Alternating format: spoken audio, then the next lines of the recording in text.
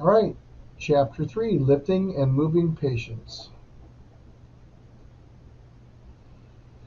And as an EMR, you must be able to analyze the emergency situation, the patient's condition, and move the patient to a safe place if needed. Unconscious patients who have not sustained any suspected trauma should be placed in the recovery position, which is on the left side. What you see here is called the left lateral recovery recumbent position, which is the standard recovery position. It helps to keep the airway open to the patient and allows, if they're like drooling or vomiting, so they don't aspirate, it doesn't get sucked into their lungs. Now, every time you move a patient, you need to keep some things in your brain. Your number one thing is do no additional harm to this patient. And so we're going to be thinking very carefully about how we're going to move them. Move them only when necessary, because you don't have a transport unit. Where are you moving them to, right? And so the only time that we move patients is when we absolutely need to. And we do it as few times as possible, right? We don't move them here, then move them there, and then move them over yon way. We want the entirety of the patient's body to move at the same time. We need to make sure that we're being safe so that we don't hurt ourselves and take ourselves out of the game and become another patient, right? Also, whoever is at the head is in charge of the whoever's at the head of the patient's in charge. Have just one person give commands. Both of you don't talk together, because that's just going to confuse everything.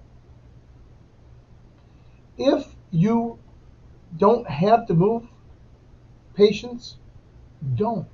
Wait until additional EMS gets there, because you're going to have the basics coming in, or you're going to have the paramedics coming in. Make sure that you don't just rip and run, if you will, grab and go.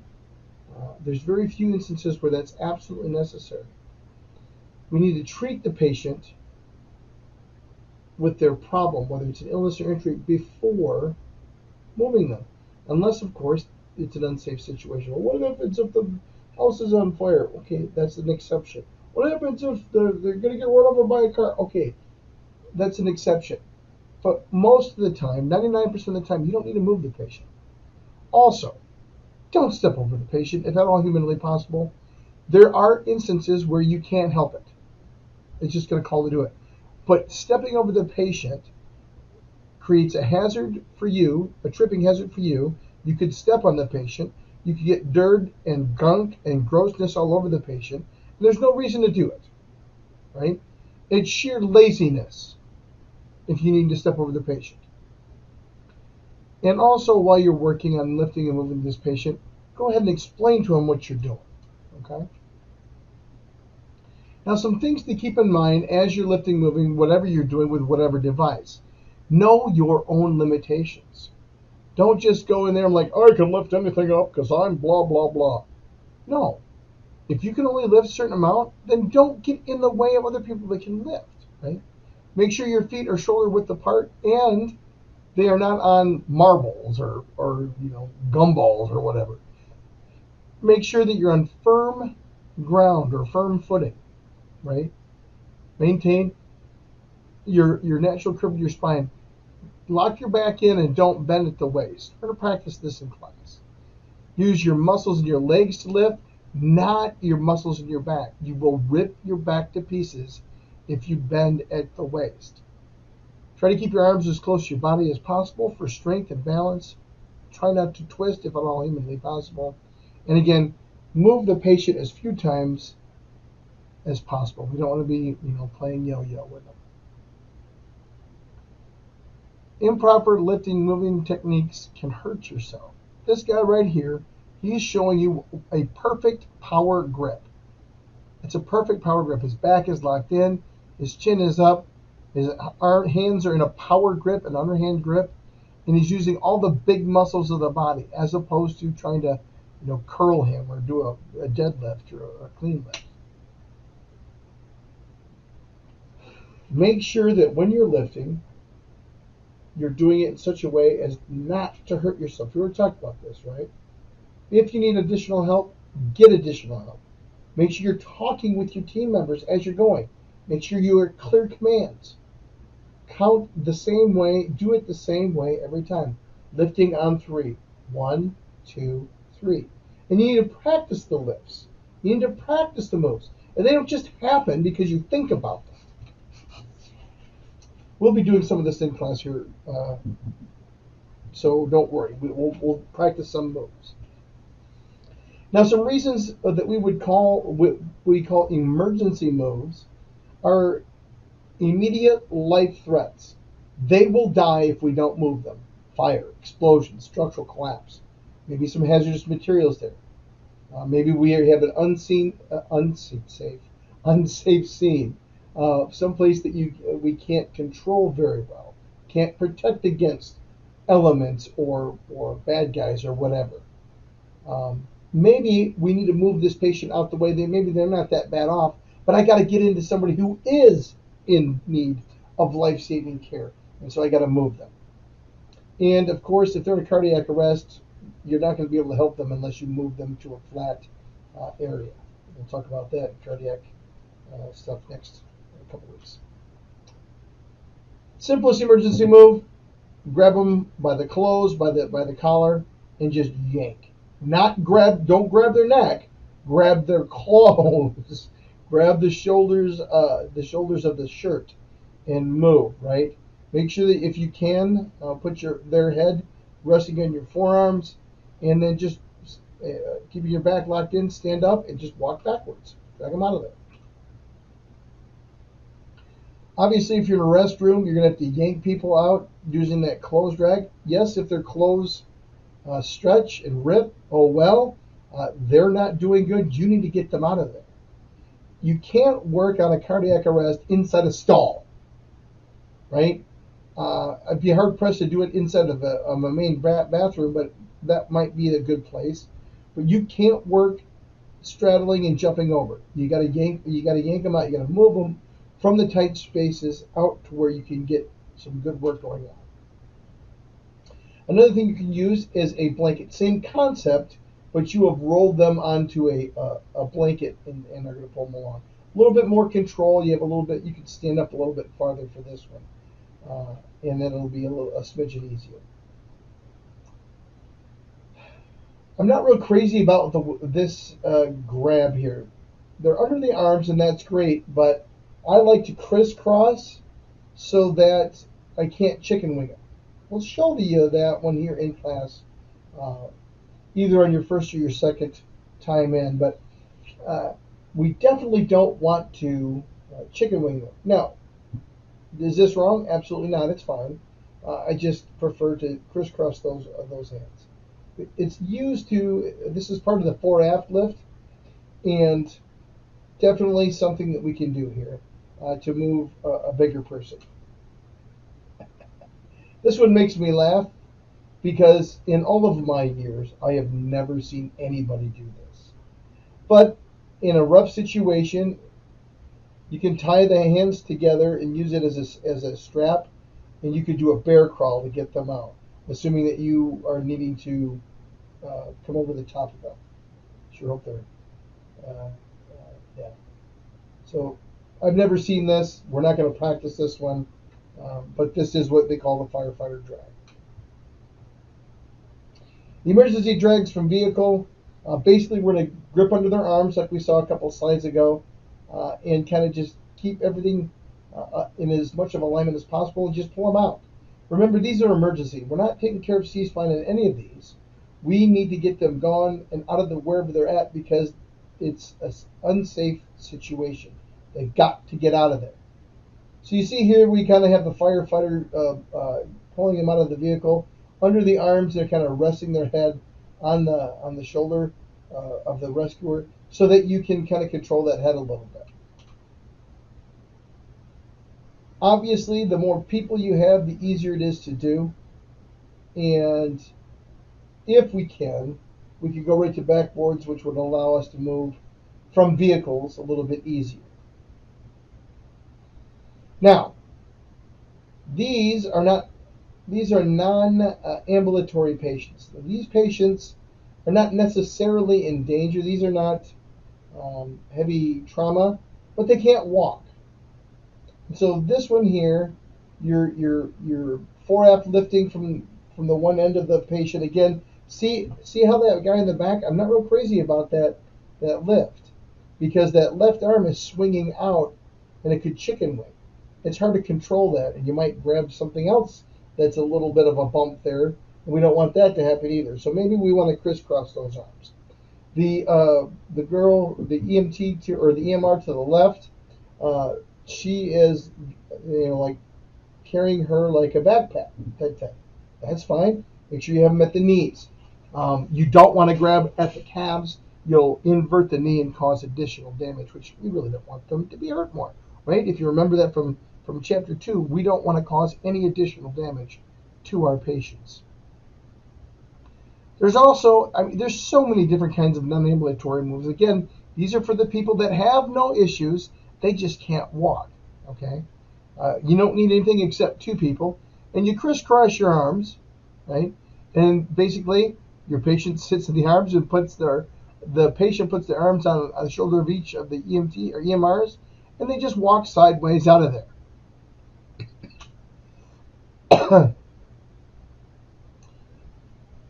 Then you have, I call it the baby carry. They call this one the cradle and the arms carry. We can carry children this way, right? Just lift them up, carry them out of there.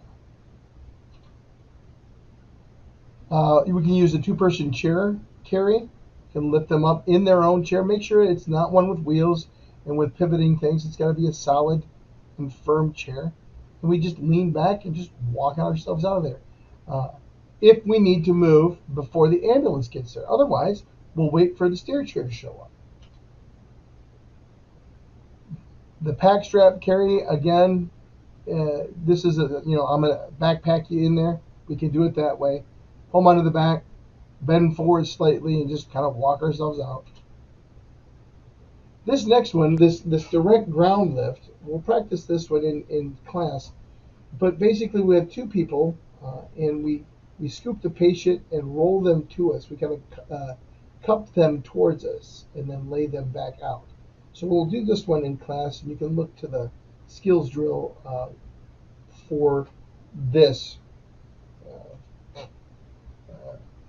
example. When you're transferring from a non-ambulatory patient, we can also go from patient's bed to the stretcher. Now, the stretcher is the the ambulance cot that we're going to do. What we're going to do is we'll put the stretcher right next to them, and then just take them on their sheet and slide it onto the stretcher, much like you see here, right? They're on their sheet, or maybe we have to roll the sheet on there. We just slide them on over, okay?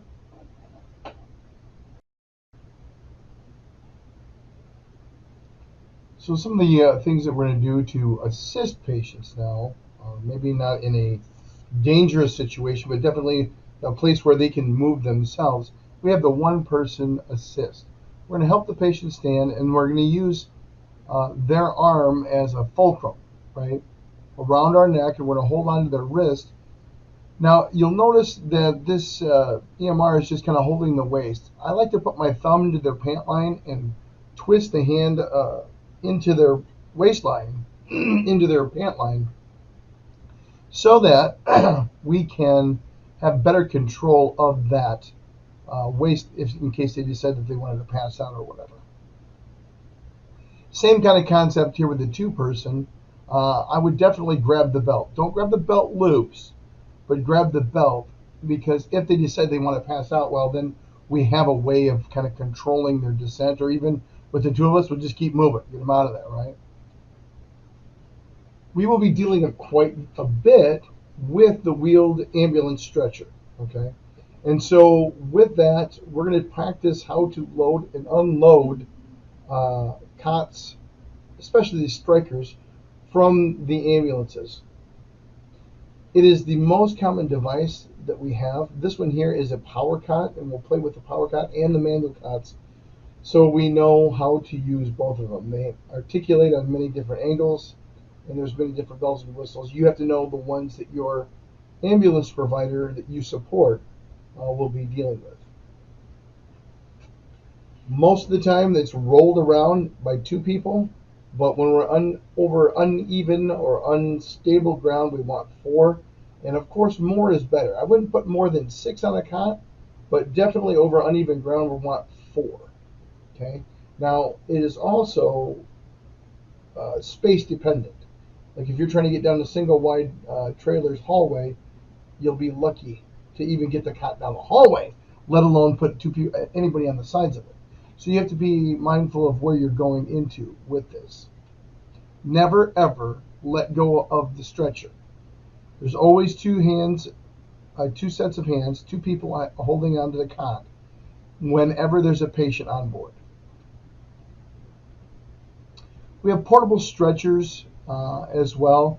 These we don't typically use unless we're in a mass casualty situation, but there are times when we use them. And we use them the same way as wheel stretchers, but this time you just carry them. Again, this is kind of like a soft backboard. I need to move them from point A to point B. They don't really need to be on a backboard, but I have something here that is more comfortable during the move. Okay. This is an old style, really old style stair chair. In fact, quite honestly, this picture makes me laugh. The ambulances will have a Stryker cot, a Stryker steer chair with them, the ones with the tank treads on the back. But this is very useful in the event that you don't have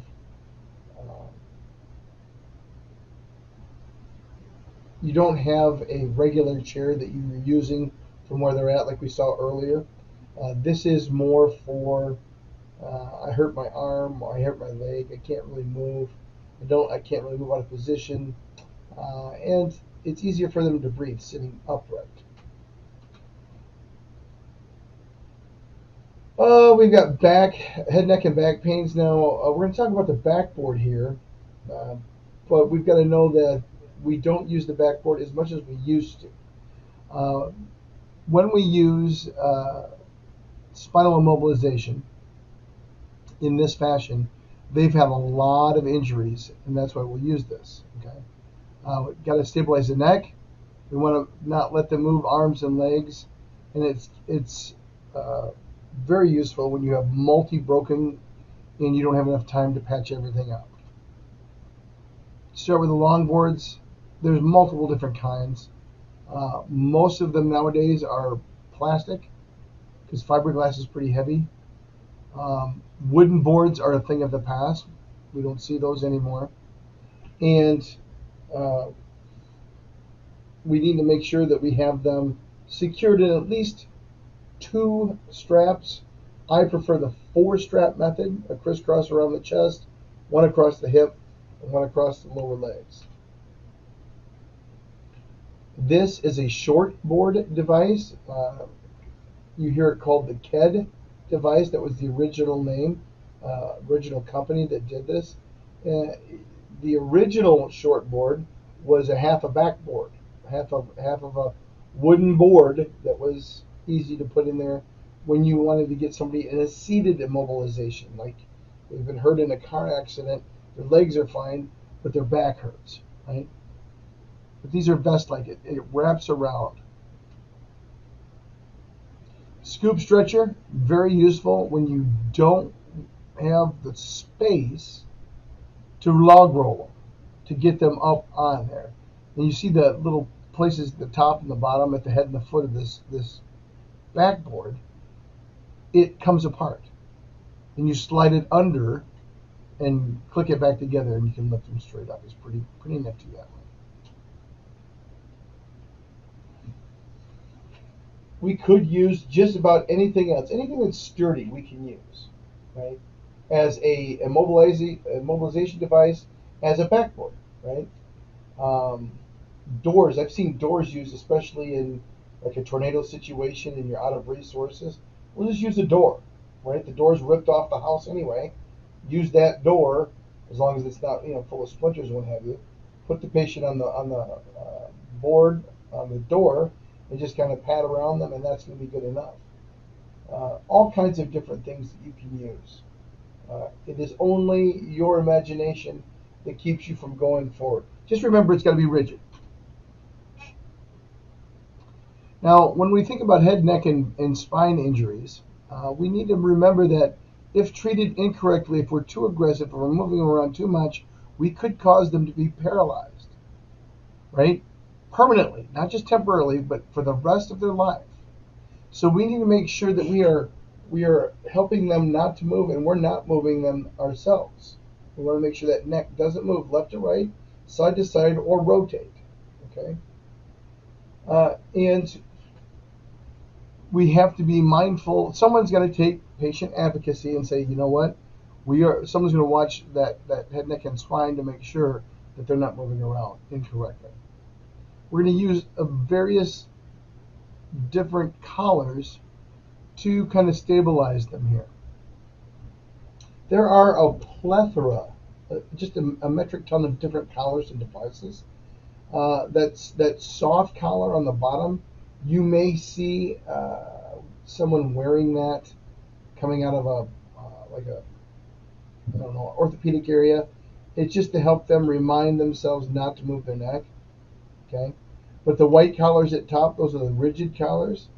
The multi-use collars is a rigid collar too, and you can adjust them from top to bottom there, from a no neck all the way up to a tall. And these also you have to measure appropriately, but then these stay right and they don't shift at all. They hold the patient's head still. So as you're doing this, what you need to do is you need to kind of size it, all right? And so and it always goes on before you log roll them onto the board, because you're wanting to maintain that spinal immobilization. First thing is in number or letter A there, you see he is the EMR is holding the head still. You see we're holding C spine. Okay. Then the second EMR is beginning to place this collar on them. This collar, in this specific one that we're looking here, is a two-piece. So you slide the one piece underneath, and that's super. Then you bring the front piece down, and it should rest directly on the chin, not causing them to sniff, not causing them to bend down. And the middle part, that open section, should be directly over their trachea, so that we can see how their neck is doing, and secure it snugly. We want to make sure that we're not impeding airway at all during this time frame. Following that, it's a simple, I would say a simple task of log rolling the patient onto the backboard. Okay. Now remember that putting the patient on the backboard is not really your primary responsibility. Your job is to get there and stabilize the patient in whichever way you find them. Time might indicate that you can put them on a backboard. Most patients who need to be transported by a backboard to the hospital have been involved in a multi-system trauma. They've got more than one thing that is severely injured and damaged on them. Okay.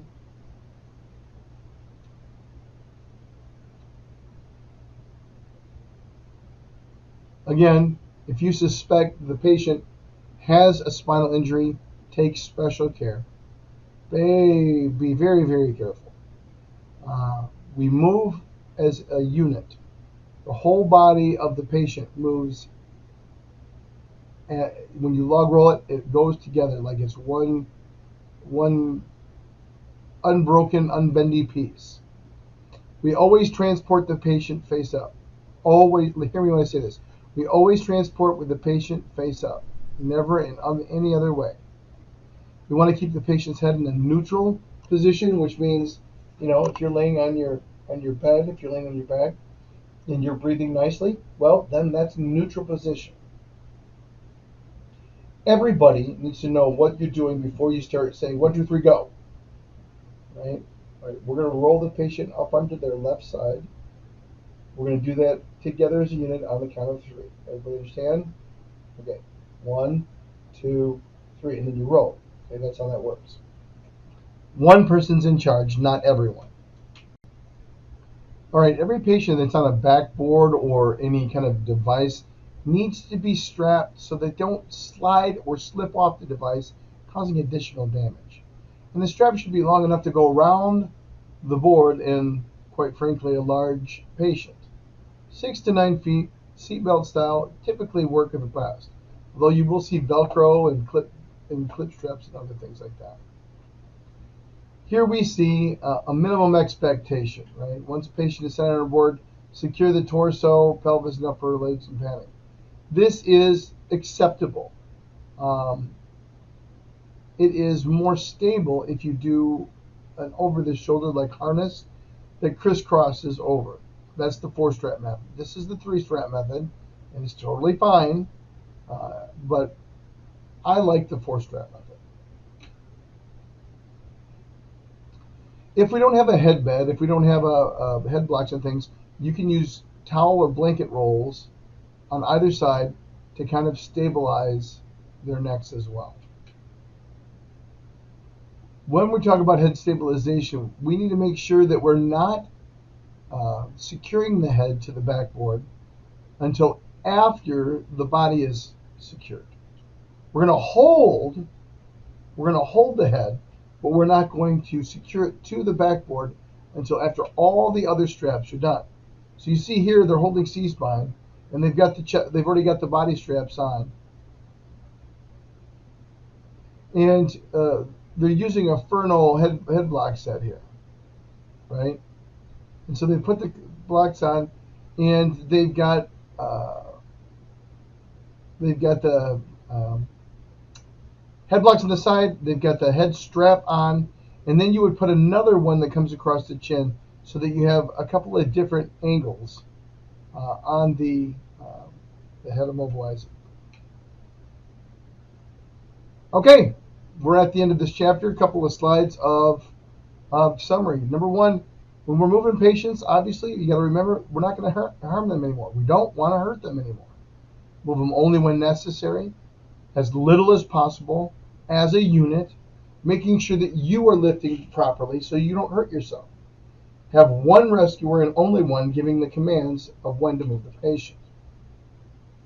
Unconscious patients who have no trauma should be in the recovery position, which is left lateral recumbent. And if a patient's on the floor during an emergency situation, you can just drag them out of the way instead of trying to lift them. If you think that they have a spinal injury and it's not emergency, you shouldn't probably move them at all, unless there's going to be, like, they're going to get run over by a car or the fire or something. If you have to move them in that situation, make sure you try to hold the head as much as humanly possible. Ambulances typically use stretchers and portable stretchers.